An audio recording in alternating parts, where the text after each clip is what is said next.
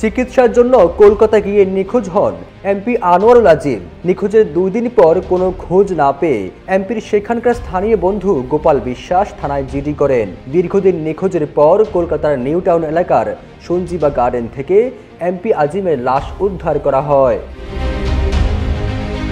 ভারতীয় গণমাধ্যমে বলা হয়, 13 মে এমপি আজিম কলকাতার নিউ টাউনে যে বাড়িতে যান সেটি একজন এক্সাইজ অফিসারের বাড়ি। ভাড়া নেওয়া সেই বাড়িতেই তাকে খুন করা হয়। খুনের দিন ওই বাড়িতেই এক নারী সহ একাধিক লোক ছিলেন, কিন্তু তার মৃত্যুর পর সবাই ভারত থেকে পালিয়ে যায়।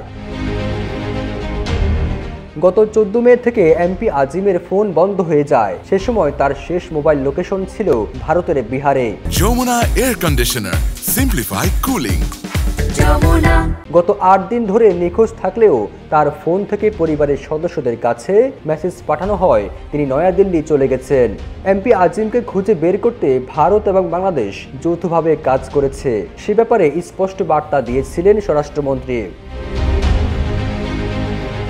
গেল 12 মে চিকিৎসার জন্য কলকাতায় যান এমপি আজিম।